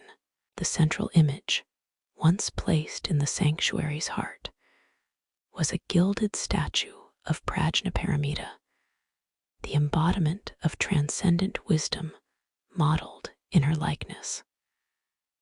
But today, the gold is gone. The gods are silent, and in their place, nature reigns. Massive spung trees, with their pale bark and gnarled roots, have wrapped themselves around the temple walls. Some seem to grow from the roofs, their trunks towering into the sky like sentinels. Others split stones apart with patient strength. They do not destroy. They become the structure. Where man's hand once shaped every block with purpose, now chaos and beauty intertwine. Sunlight filters through the canopy in broken golden shafts. Moss clings to carvings of Apsaras, softening their once detailed faces. A corridor ends suddenly where a tree has collapsed the roof, letting in sky where there once was ceiling. And still, you feel peace here. There is a gentle harmony in this place. It feels not like abandonment, but surrender. A quiet acknowledgement that all things, empires, temples, even love, must eventually return to the earth. And perhaps that is why Ta Prohm was never fully restored. The French archaeologists who began conservation in the early 20th century chose a different path. They left most of it as they found it, allowing the forest and stone to speak together, rather than choosing one voice over the other. And now we walk a little farther to Pre-Con. Built around 1191 CE and dedicated to Jayavarman's father, this temple is more orderly, more linear than the twisting dreamscape of Ta Prohm. It stretches in long corridors and elegant symmetry, with 4 grand causeways leading inward from cardinal directions. Where Ta Prohm was emotion, Pre-Con is thought. But even here, the jungle whispers. Large trees grow through gallery walls. Roots hang like drapes. The silence is thick, made not of absence, but of age. And unlike Angkor Wat or Bayon, Pre-Con was not just a religious site. It was a city within a temple, Within its walls lived over 100,000 people, teachers, cooks, laborers, monks. It housed a center of learning, libraries filled with palm leaf manuscripts, and perhaps even halls of medicine and astronomy. Jayavarman's embrace of Mahayana Buddhism is carved into the temple's very walls, but remnants of earlier Hindu shrines remain, evidence of a time when many beliefs coexisted under the same roof. And still, there is more. One of the most curious elements at Pre-Con is the Hall of Dancers. Here, carved reliefs of Apsaras dance along the stone, their movements frozen in a rhythm that once stirred air and spirit. Scholars believe this was a place not only of art, but of ritual performance, perhaps even healing ceremonies, blending motion, prayer, and music. Imagine standing there, surrounded by flickering oil lamps, the scent of incense, the soft rise of chanting. Now there is only silence, but the presence remains. There is something deeply human in both Ta Prohm and Pre-Con, not just in the physical design, but in the imperfection. The cracks, the decay, the asymmetry caused by time, they mirror our own aging, our own letting go. Jayavarman's temples were built not for eternity, but for remembrance. They were never meant to defy time, only to be part of it. You might sit here, in the shade of a strangler fig, and feel the strange comfort that all things return. That greatness is not measured only in how long it stands, but in how deeply it speaks. And as you close your eyes, you may feel something ancient move within you. Not fear, not sorrow, but a quiet understanding. These temples, entwined with trees, are not ruins. They are witnesses. They have seen centuries pass, the laughter of students, the grief of monks, the violence of looters, the wonder of rediscovery. They do not need restoration. They have already achieved balance. In the next chapter, we leave the temples behind for a moment and follow the highways Jayavarman built, the ancient roads of the Khmer Empire. Along these sacred paths, lined with stone bridges and Naga balustrades, we will explore how connectivity bound the empire not just in territory, but in spirit. Close your eyes. Now imagine yourself walking along a wide dirt road, flanked by tall sugar palms. The hum of insects fills the thick, humid air. Somewhere in the distance, a cart creaks slowly, pulled by oxen. The earth beneath your feet is firm, worn smooth by countless footsteps over the centuries. You are walking the highways of the Khmer Empire, the lifelines of an ancient civilization that believed connectivity was not just a matter of trade or movement, but of spiritual duty. Jayavarman VII, the king we met in our last chapters, understood something profound. That for an empire to thrive, it must be bound together, not only by temples and palaces, but by the humble pathways that connect village to village, heart to heart. He inherited a kingdom bruised by war and scattered by chaos. In response, he ordered the construction and revival of an extraordinary road network stretching in every direction from Angkor the sacred capital. These were not crude tracks or narrow trails. These were monumental roads, wide enough for 2 chariots to pass, flanked in places by stone markers, and bordered by carefully maintained vegetation. It's estimated that the Khmer highway system extended over 20,000 kilometers at its height. These routes were the arteries of the empire, carrying traders, pilgrims, messengers, officials, and even soldiers from the forests of present-day Laos to the coastlines of the Mekong Delta. But it was not only the length that astonishes. It was the infrastructure. Every 15 to 20 kilometers, Jayavarman ordered the building of rest houses, known in inscriptions as dharmasalas. These were not lavish inns, but humble, sacred shelters, roofed halls of stone where travelers could find protection from rain, heat, and bandits. Within, monks or local caretakers might offer water, a warm meal, or even healing herbs.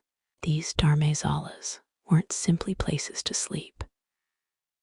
They were sanctuaries of care, bound to the Buddhist ideals that Jayavarman held close. To walk the roads of Angkor was, in a way, to walk a spiritual path, guided not only by necessity, but by compassion. A journey taken alone was never truly without support. And then there were the bridges. Let us pause at one such bridge, one of the most iconic in Khmer architecture. Picture a grand stone span arching over a lazy, brown river. Along its sides, rows of figures pull on a massive stone serpent, the Naga. On one end are devas, the benevolent gods. On the other, Apsaras, the demons. Their arms strain, their faces fierce yet serene. This is not merely decoration. It is a symbolic representation of the churning of the ocean of milk, a central Hindu myth about the creation of life, order, and immortality. These Naga bridges were more than passages. They were spiritual thresholds, reminders that every crossing, whether of river or realm, was a sacred act. To move from one side to another meant leaving behind something of the old and stepping into transformation. This was the Khmer genius, to make the mundane divine. In your modern world, roads are often lifeless lines on maps, barely noticed. But in Jayavarman's empire, every step along the road was woven into a spiritual, political, and social system of care.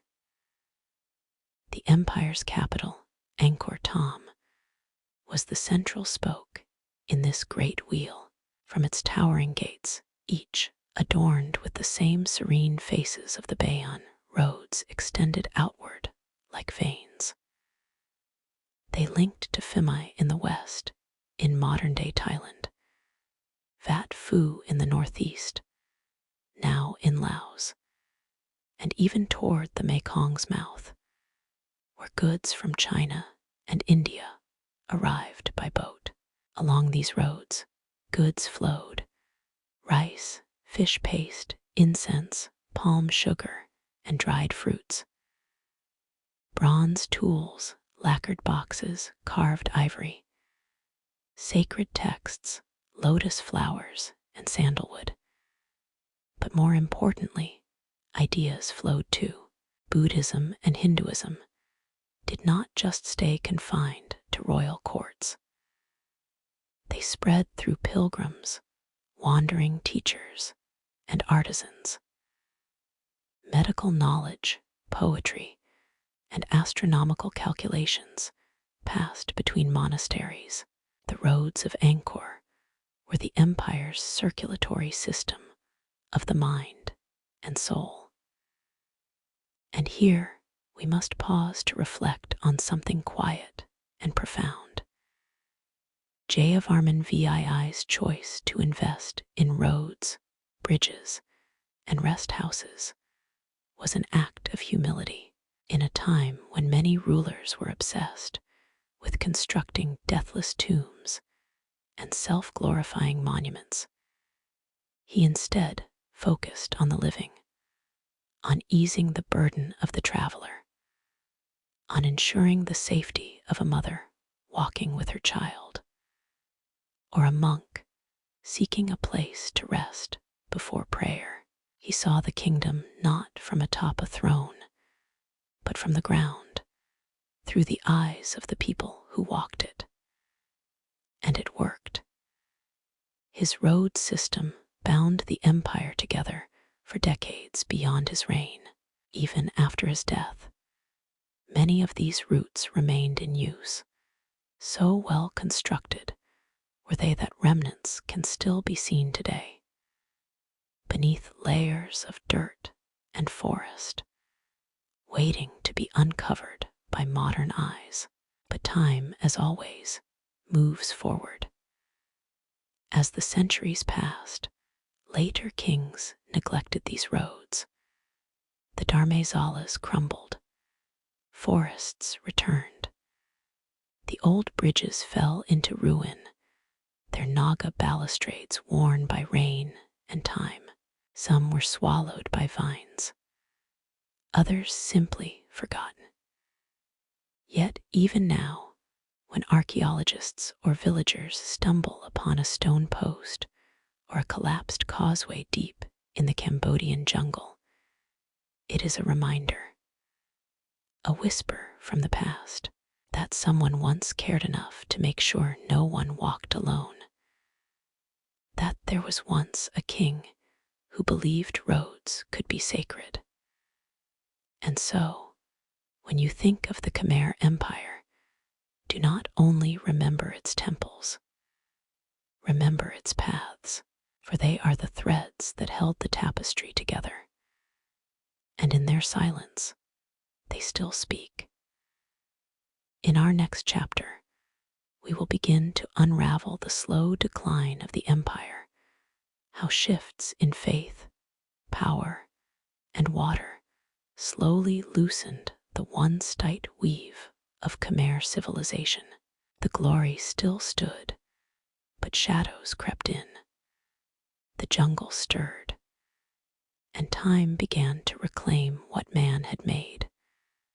The sun does not fall from the sky.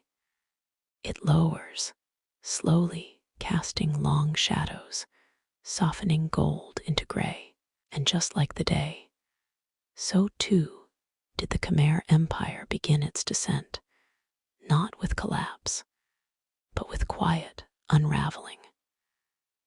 By the late 13th century, the great flame that had burned through Angkor for centuries flickered.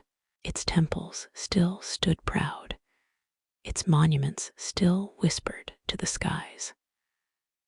But behind the stone facades, the world had begun to change.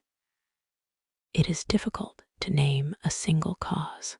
Decline, like dusk, is the sum of many moments, not a blow, but a drift. And the drift began with faith. Jayavarman VII, the architect of Angkor Thom and its healing temples, had reshaped the empire in the image of Mahayana Buddhism. His devotion to the compassionate Bodhisattva Avalokiteshvara was etched into every serene face, every sacred corridor. But after his death, the spiritual tide shifted. New kings came to power, and they favored Hinduism once more. Temples once filled with Buddhist imagery were recarved. Stone Buddhas were chiseled into lingams and yanas, symbols of Shiva and divine creation. Others were removed entirely, taken from sanctuaries, and cast into the earth. It was not just an artistic change. It was a deep philosophical fracture. The empire no longer walked one path. Instead, it wandered back and forth between beliefs. Each king tried to assert a new vision of the divine, and in doing so, the spiritual foundation of the realm became unstable. At the same time, external threats began to press at the borders. The once fragmented kingdoms of Siam, what is today Thailand, had grown bolder. The rising city-state of Sukhothai and later Ayutthaya began to raid Khmer territory, first along the western edges and eventually toward the heartland. And while this foreign pressure increased, the internal strength of the Khmer court began to fracture. Provincial governors, once loyal, grew more independent. Local lords began collecting taxes for themselves rather than sending tribute to Angkor. Ambition outpaced loyalty. The great roads, those sacred arteries of unity, were no longer maintained. Some dharmasalas fell into disrepair. Bridges crumbled, literally and metaphorically. And then the water changed. You may remember the great barrays, those vast reservoirs that powered Khmer agriculture and cosmology alike. The genius of Khmer engineering had always been its ability to harness the wet and dry cycles of Southeast Asia. They captured the monsoon, tamed floods, and allowed for rice harvests 3 times a year in some places. But by the 14th century, something shifted. Subtle at first, then devastating. Evidence now suggests a period of climate instability. Long droughts, interrupted by violent flooding, damaged the delicate balance of the water management system. Canals silted, dikes collapsed, reservoirs dried, and when the floods did come, they were no longer blessings, they were curses, sweeping away homes and crops. And so famine crept in. Not everywhere, not always, but enough to break the rhythm of empire. The temples still stood, but the fields were withering. And still, the Khmer kings tried to hold on. They renovated, rebuilt, and recarved. They sent embassies abroad to China, to Champa, even as far as Sri Lanka, seeking trade and alliance. But the core of their world was weakening. And the jungle, ah yes, the jungle, it never left. As roads fell into disuse, nature crept in. Vines slithered over statues. Roots cracked stone with patient strength. What man no longer maintained, the forest reclaimed. Even Angkor itself, the majestic city of gods, began to empty. Historians now believe that by the early 15th century, the royal court had abandoned Angkor. Not all at once, not in fear, but in a slow, reluctant retreat.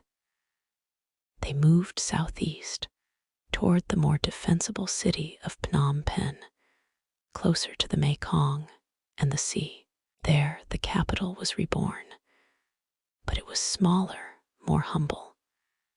The grandeur of Angkor became memory, a sacred ruin, a name spoken in reverence, and then, in silence.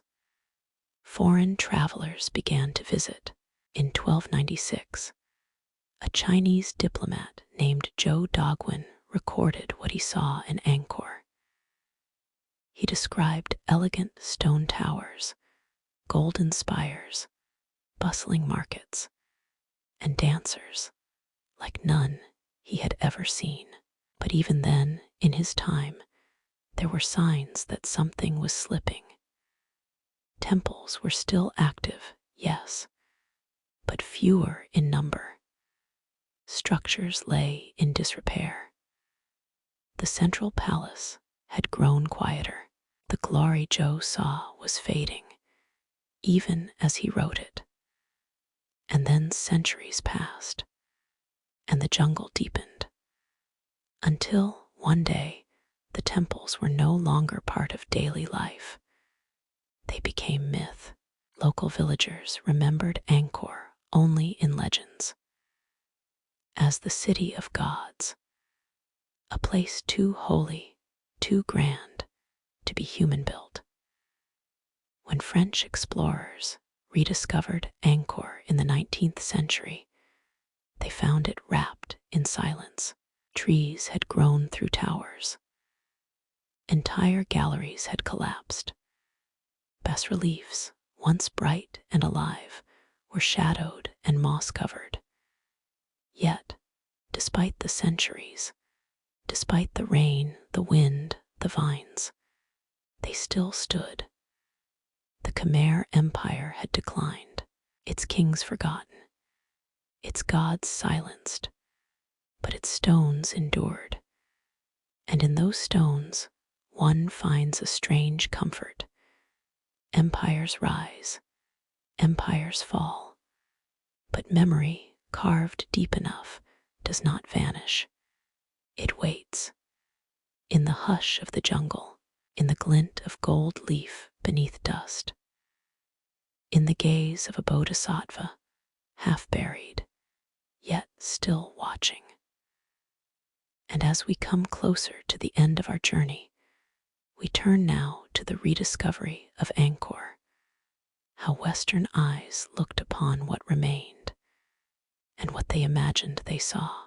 In our next section, we'll explore how 19th century explorers, colonial scholars, and even treasure hunters brought Angkor back into the world's imagination, sometimes with awe, sometimes with exploitation, but always with wonder.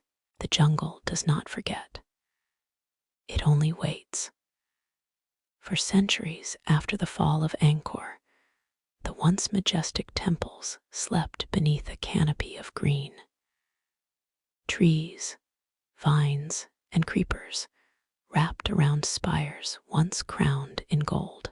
Roots cracked open causeways where kings once rode in procession. Rain fell gently on lotus ponds gone wild, and silence hung heavy over the sandstone galleries, where once the footsteps of priests echoed like quiet thunder. But even as the temples vanished from maps, they never truly vanished from memory. Among the local Khmer people, whispers remained. Stories told by elders beside cooking fires, myths of a city built by divine hands, too perfect to be the work of mortals. In their language, it was still called Angkor, a name meaning simply capital, yet resonating with mystery. It wasn't until the 19th century that the Western world, chasing the winds of empire and science alike, turned its curious eyes eastward, toward what they believed was a forgotten, lost city. The first outsider to truly document Angkor in writing was the Chinese diplomat Jayavarman, whom we met in our last tale. His visit in 1296, during the waning days of Khmer glory, left us with invaluable details about the court, its customs, and its splendor. But his manuscript, though preserved, lay tucked away in libraries, largely ignored. Centuries later, it would be European explorers who reawakened the world to Angkor's wonder. It was the year 1860 when a young French naturalist named Henry Mauhat, traveling through what was then Siam and French Indochina, stumbled upon the ruins. In his journals, he wrote with awe and disbelief, penning words that would later ignite the imagination of Victorian Europe. One of these temples, a rival to that of Solomon, and erected by some ancient Michelangelo, might take an honorable place beside our most beautiful buildings. It is grander than anything left to us by Greece or Rome. And with those words, Angkor entered the Western consciousness like a forgotten treasure chest cracked open after centuries in the dark. But there is irony here, deep and haunting, for while Mauhat's writings were poetic and sincere, he believed Angkor to be the work of a lost race, long vanished. He could not conceive that the Khmer people, still living in the surrounding villages, speaking the same language, were the descendants of the builders. To him, this was the work of a vanished civilization, not a still living culture. This misunderstanding would shape much of the early scholarship. Western scholars and colonial powers cast Angkor as a mythic mystery, an enigma to be solved, a monument to a people forgotten even by history. And yet, history had never forgotten. It simply spoke in a different tongue. Soon, a wave of explorers, archaeologists, and treasure hunters followed. Photographers arrived with their heavy cameras, capturing sepia-toned images of giant roots strangling towers. Cartographers began mapping the area, discovering not just one temple, but hundreds: Angkor Wat, Bayon, Ta Prohm, Pre-Khan, Banti Esrei. Each one a chapter in a story waiting to be pieced together.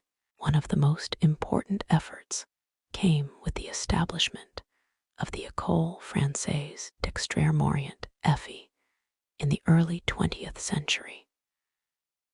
These French scholars and engineers began the painstaking process of restoration, clearing vegetation, reassembling fallen stones, translating inscriptions. They used a technique called anastylosis, wherein fallen pieces of a temple are carefully put back in place, like a vast, three-dimensional puzzle. The goal was not to rebuild from imagination, but to restore what could be verified.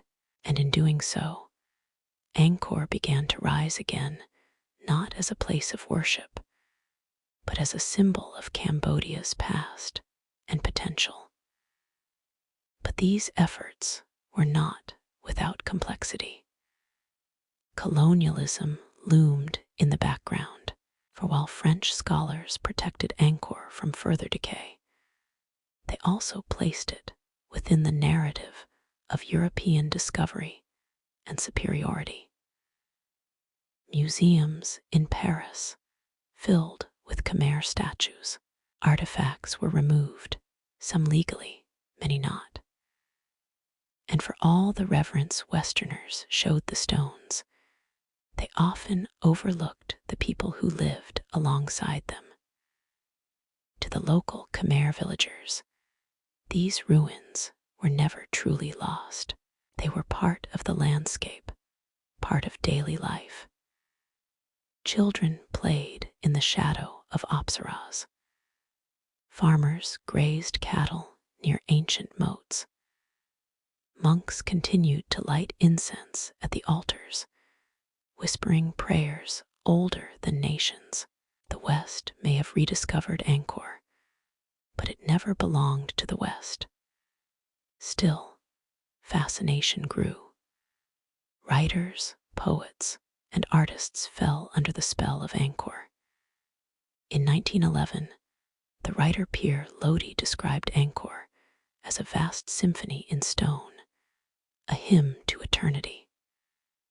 In the 1930s, Angkor Wat even appeared on the flag of French Indochina, a symbol both of imperial pride and subtle defiance. And then came cinema. In the mid-20th century, Angkor's haunting beauty found its way into films and travel books. Tourists began to arrive. Though the jungle still loomed at its edges, roads were cleared, and hotels began to appear in nearby Siem Reap. Angkor was no longer just a ruin, it was becoming a stage. A place where the ancient past met the curious present. But the 20th century would also bring tragedy. In the coming sections, we will speak of war, loss, and the shadow cast by the Khmer Rouge. But for now, let us rest a moment in this bittersweet chapter, the moment when Angkor was brought once more into the light, not whole, not without scars, but remembered. And perhaps that is the true miracle of Angkor, not that it survived time and jungle, but that it continues to breathe, long after its kings have turned to dust. In our next chapter, we will journey through the dark days of modern Cambodia, the violence of revolution, the desecration of history, and the silence that fell once more over the stones. And then we will emerge into the hope of restoration, of memory reclaimed. History, for all its grandeur, does not move only in triumphs. It sometimes folds inward into sorrow, into silence. And so, after decades of growing international admiration, just as the world was beginning to marvel again at Angkor's majesty, Cambodia descended into one of the most harrowing periods in modern memory. By the late 1960s, Cambodia stood precariously balanced between its glorious past and an uncertain present. The winds of the Vietnam War, blowing just across the border, began to drift westward. U.S. bombings targeted North Vietnamese bases hidden in Cambodia's forests, turning rural provinces into smoldering ruins. Refugees fled to the cities, and the ground trembled beneath the drums of war. In 1970, Cambodia's monarchy was overthrown in a coup. Prince Norodom Sihanouk was exiled. General Lon Nol took power, declaring a republic. But in the shadows, a movement was growing fueled by anger, ideology, and the desire to erase everything that had come before. They called themselves the Khmer Rouge, under the leadership of Pol Pot, a man driven by a warped vision of agrarian communism. The Khmer Rouge launched a brutal campaign to reset Cambodia to year zero. They would purify society by eliminating the old religion, art, history, intellect, and building something new in its ashes. On April 17, 1975, Phnom Penh fell. The cities were emptied, intellectuals were executed.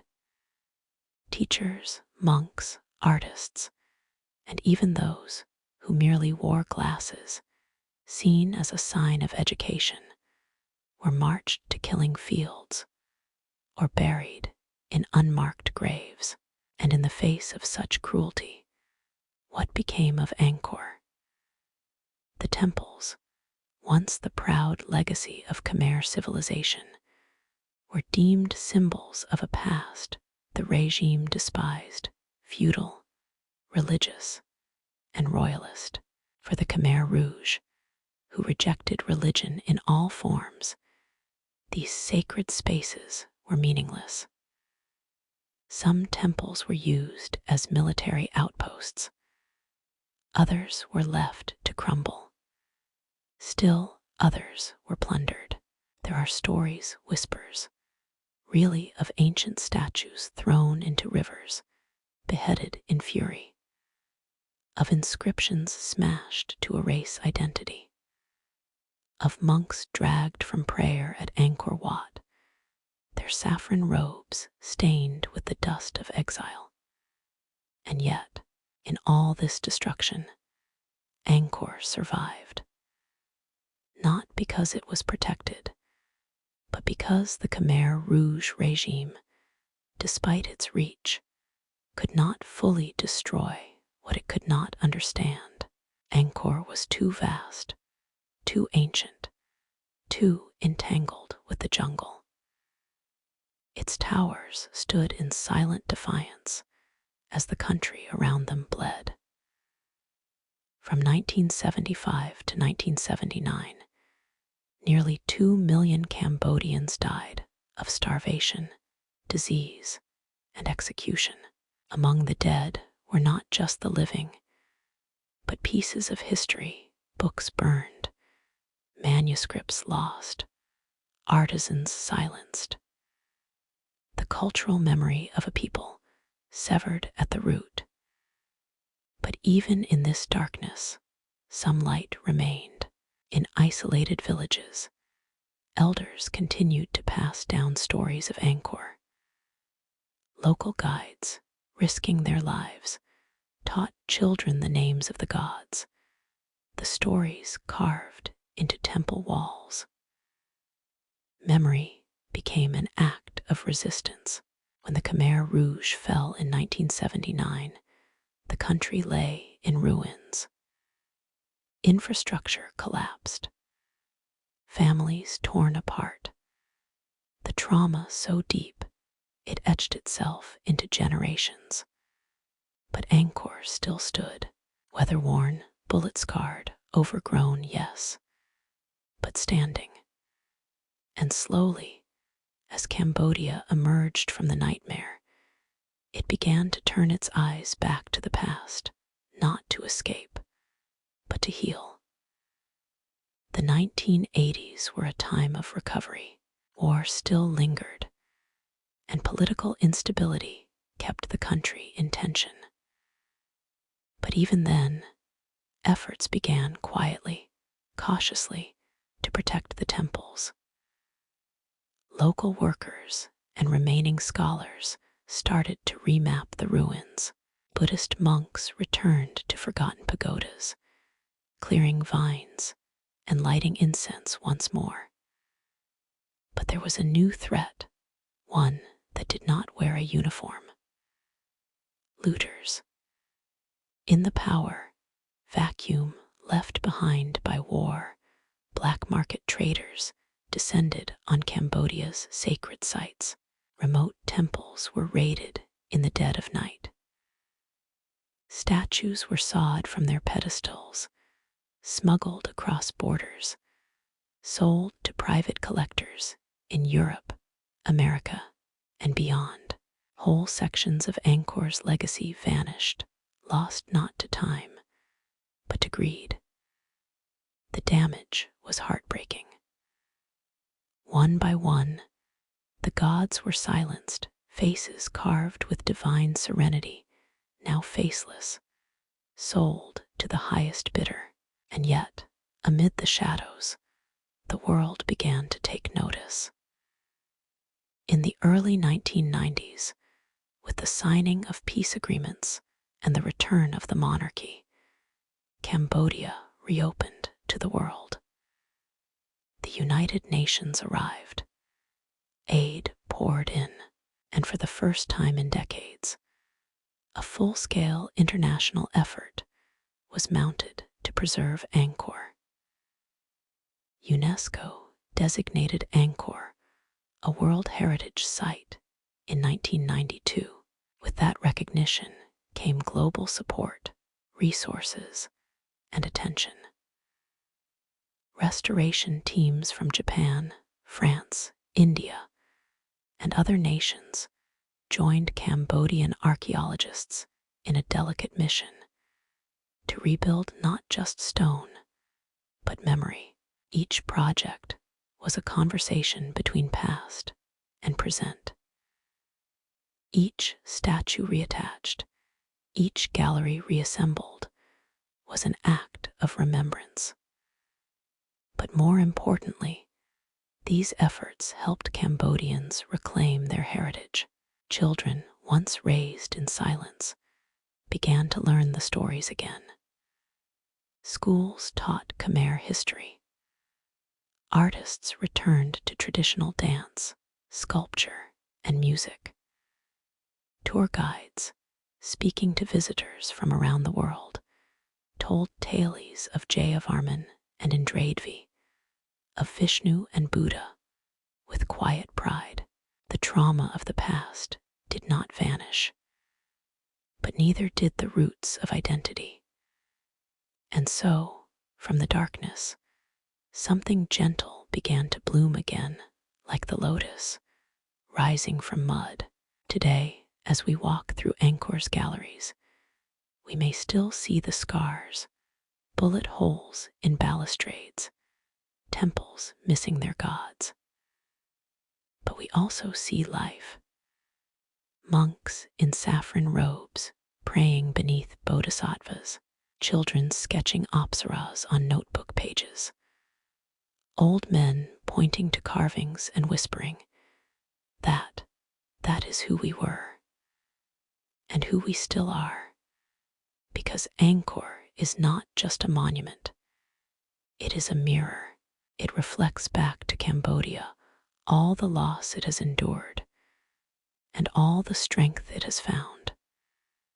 And it reminds us, gently, but firmly, that even in the darkest night, history keeps its flame. In our final chapter, we will return to the Angkor of today, a place where history lives not just in stone, but in spirit. We will walk the restored causeways, look into the eyes of ancient gods, and ask, what does it mean to remember? What does it mean to belong? Dawn breaks slowly over Angkor. The sky, pale with the breath of morning, casts its first gold light across the ancient moat surrounding Angkor Wat. The water, still as glass, mirrors 5 rising towers, lotus-shaped silhouettes cut into the coming day. Birdsong echoes gently. The cool air smells of moss and incense. And as the sun ascends, shadows slip away, and the temple built by kings, forgotten by time, scarred by war, comes alive once more. Today, Angkor is no longer lost, no longer silent. It is a place of pilgrimage, not only for tourists, but for Cambodians, for whom these stones are threads woven into the fabric of identity.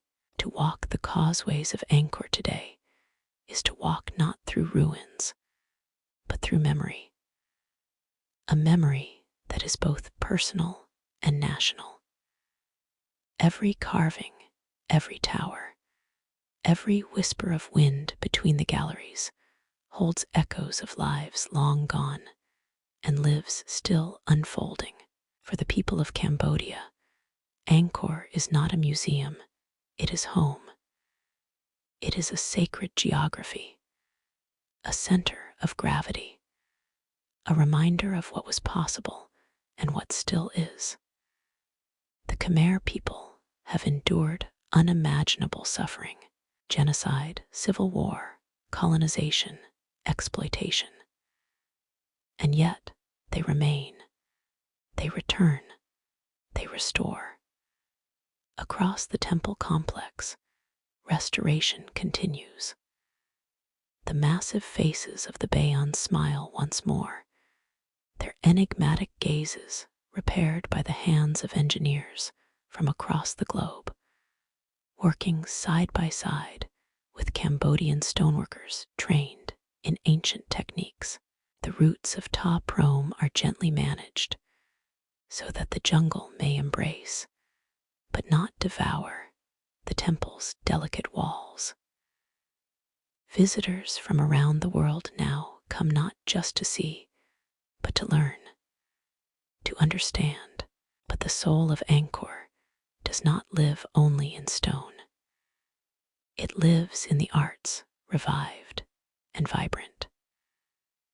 Dancers in silk recreate the classical forms seen carved in Apsara bas-reliefs, their movements echoing those frozen in time on temple walls. Musicians play the pin-peat ensemble under starlit skies. Painters, sculptors, poets all draw inspiration from these sacred sites. And there, among them, are the monks. Every morning, you can see saffron-robed figures moving quietly along the galleries. They sweep, they pray, they chant. Their presence is not for show. It is devotion. They believe, as their ancestors did, that Angkor is not just a memory, but a living temple, a space where heaven and earth meet. When the Khmer Rouge fell, Cambodia did not simply rebuild buildings. It rebuilt belief, and that is no small feat. Faith returned to Angkor. Offerings of jasmine, lotus, and incense now decorate altars once abandoned.